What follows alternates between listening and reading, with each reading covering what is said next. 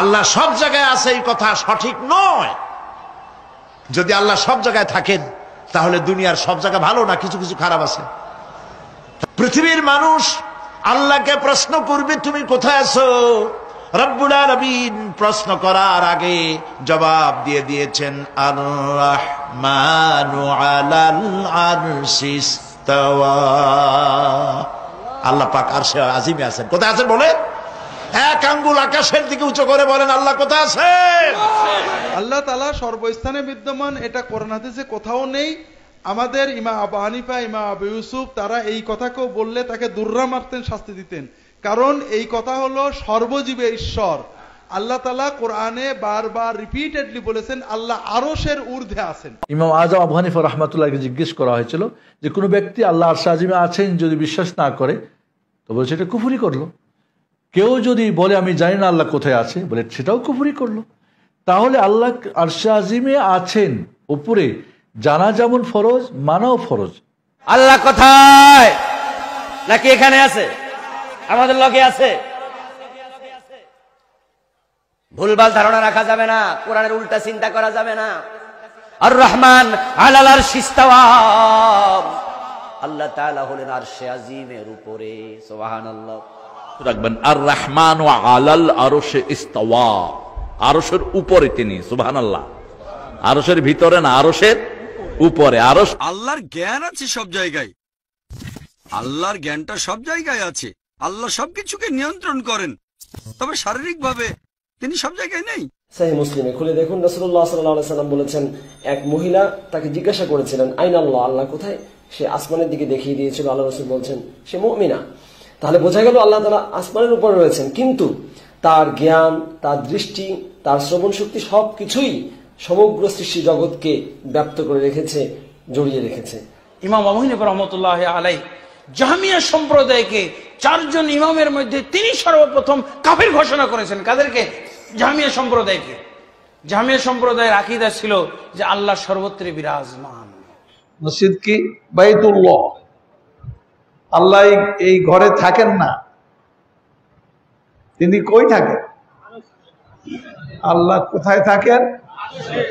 আরশে আজিমে।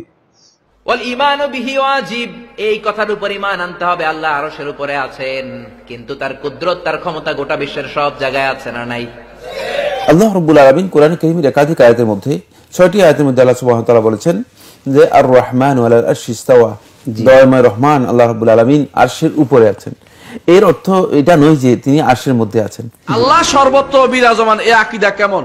যদি কেউ মনে করে আল্লাহ সর্বত্র বিরাজমান, সে হচ্ছে কাফের, কাফের, কাফের, সে মুশরিক। কেন? শুনেন, আল্লাহ তাআলা তার আরশের উপর রয়েছেন, তার জ্ঞান, তার দেখা সব জায়গায় রয়েছেন। যখন ইমাম মালিক উত্তরে বলছেন আল ইস্তিওয়াউ মালুমুন, আল্লাহ যে আরশের উপর আছেন এই কথা তো আল্লাহ কোরআনে বলেছে, অতএব মানতে হবে। ইমাম আবু হানিফা রাহিমাহুল্লাহকে যখন জিজ্ঞাসা করা হয়, কোন ব্যক্তি যদি বলে আল্লাহ সুবহানাহু ওয়া তাআলা কোথায় আছে জানি না, অথবা বলে আল্লাহ সর্বত্র বিরাজমান রয়েছেন, অথবা বলে জানি আল্লাহ আরশের উপরে কিন্তু আরশ কোথায় রয়েছে, আসমানে না জমিনে তাও জানি না, তাহলে ওই ব্যক্তির বিষয়ে আপনার হুকুম কি? ইমাম আবু হানিফা রাহিমাহুল্লাহ 1300 বছর পূর্বে স্পষ্ট জবাব দিলেন, ফাকাদ কাফারা, ওই ব্যক্তি ঈমানের উপরে নেই, সে কুফরি আকীদার উপরে রয়েছে। ওই ব্যক্তি কুফরি আকীদায়। তাহলে এখন লক্ষ্য করুন কেন কুফরি আকীদায়? কারণ ইমাম আবু হানিফা রাহিমাহুল্লাহ বললেন, জেনে রাখো আন্নাল্লাহ তাবারাক ওয়া তাআলা ক্বাল আর রহমানু আলাল আরশি ইস্তাওয়া, দয়াময় রহমান আল্লাহ সুবহানাহু ওয়া তাআলা কোথায় রয়েছেন তা তিনি স্পষ্ট ঘোষণা দিয়েছেন। আল্লাহ নিজেই নিজের অবস্থানকে পরিষ্কার করেছেন, নিজের অবস্থান সম্পর্কে তার কিতাবে বর্ণনা দিয়েছেন। সেই আরশের উপরে আল্লাহ সুবহানাহু ওয়া তাআলা রয়েছেন। এটি যখন আল্লাহ স্পষ্ট বলে ঘোষণা দিয়েছেন তার কিতাবে, এরপরেও কোনো মানুষ যদি বলে আল্লাহ কোথায় আছে জানি না, অথবা যদি বলে আল্লাহ সর্বত্রই বিরাজমান রয়েছেন, তাহলে ওই ব্যক্তির ঈমান কখনো আল্লাহর প্রতি ঠিক থাকতে পারে না। তাই ইমাম আবু হানিফা রাহিমাহুল্লাহ 1300 বছর পূর্বে ডিক্লারেশন দিয়ে দিলেন, ওই ব্যক্তি ঈমানের উপরে নেই, কুফরির উপরে রয়েছে। কঠিন বিষয়। ঈমান, একজন দাবি করছে আমি হক্কানি ঈমানদার, আরেকজন ফতোয়া দিয়ে দিলেন তিনি কিসের উপরে? কুফরির উপরে। আশ্চর্য বিষয়। সুবহানাহু ওয়া তাআলা রয়েছেন ঊর্ধ্বে, আকাশের আরশের উপরে, বলুন সুবহানাল্লাহ। ওই মেয়ে জবাব দিলেন। আর এই যুগে মক্তব শেষ, মাদ্রাসা শেষ, দাওরা হাদিস শেষ, এরপরে আবার ডিগ্রি শেষ, আবার কারো পিএইচডি ডিগ্রিও শেষ। এরপরে যদি ওই ব্যক্তিকে জিজ্ঞাসা করেন ওই 1400 বছর পূর্বে নবী মুহাম্মদ সাল্লাল্লাহু আলাইহি ওয়াসাল্লাম যেই প্রশ্নটি করেছিলেন ওই কাজের মেয়েকে, আইন আল্লাহ, আজকে যদি এই মুফতি সাহেবকে আপনি জিজ্ঞাসা করেন আল্লাহ কোথায়, এই মুফতি সাহেব আপনাকে দুইটা জবাব দেবে। প্রথম আপনাকে বলবে আপনি বেয়াদব, আপনি আল্লাহর বিষয়ে আল্লাহ কোথায় এই ধরনের জিজ্ঞাসা করে বসেছেন।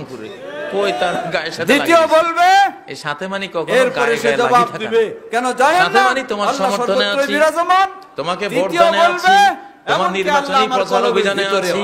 তার সত্তাগত দিক থেকে আরশে আজিমে 7 আসমানের উপরে। এটা কোরআনী আকীদা, এটা বিশ্বাস সর্বত্র বিরাজমান কুফরি আকীদা, হিন্দুদের আকীদা। সবকিছুতে বিরাজমান হিন্দুদের আকীদা, কুফরি আকীদা। আর ইসলামের আকীদা হচ্ছে যে আল্লাহ আরশে আজিমে 7 আসমানের উপরে, সৃষ্টির ঊর্ধ্বে, সৃষ্টির সাথে একাকার হয়ে না। মানুষ কত মূর্খ, কত বোকা! আল্লাহর সঙ্গে আল্লাহর নবী কথা বলতে যাচ্ছেন, 9 বার গেলেন তিনি, এরপরে বলছে আল্লাহ সব জায়গায় থাকে। হাদিসে দিয়েছেন আল্লাহ দৃষ্টি এবং ক্ষমতা সর্বত্র, কিন্তু তিনি কোথায়? অথবা এই ডক্টর সাহেব আরশে আজিমে। পিএইচডি ডিগ্রি, তাহলে আল্লাহ রাব্বুল আলামিন আরশে আজিমের সম্পূর্ণতা আল্লাহ নিজে বলছেন, আর সেই জায়গাতে আমরা বিশ্বাস করছি যে আল্লাহ তাআলা সর্বত্র বিরাজমান। তিনি অথবা 7 আসমানের উপরে নিজের আরশে সমন্বিত, কিন্তু তার ইলম এবং কুদরত বা শক্তি আপনি বেয়াদব, সর্বত্র আপনি কেন বিরাজিত। আল্লাহ কোথায় এই প্রশ্ন করলেন? কারণটা কি? এই বিশাল পার্থক্য কেন? জবাব, এই বিশাল পার্থক্য শুধু পার্থক্য এটুকুই নয়। এত বড় পার্থক্য কেন? এই ব্যক্তি কত শিক্ষিত, কত ডিগ্রি অর্জন করেছে। এই পার্থক্যের মূল কারণ হলো ইলম শিখব, জ্ঞান শিখব ইসলামের, কিন্তু সেই জ্ঞান যদি মা কাল আল্লাহ ওয়া কাল রাসূলুহু সাল্লাল্লাহু আলাইহি ওয়াসাল্লাম, আল্লাহ যা বলেছেন এবং আল্লাহর প্রিয় রাসূল যা বলেছেন, এটা থেকে যদি সেই জ্ঞান অর্জন না হয় তাহলে ওই বাতিল জ্ঞানই অর্জন হবে, কখনো সঠিক জ্ঞান অর্জন হবে না। ওই জ্ঞান দিয়ে কখনো সঠিক ঈমানও পোষণ করা সম্ভব হবে না। লিল্লাহি তাকবীর, লিল্লাহি তাকবীর।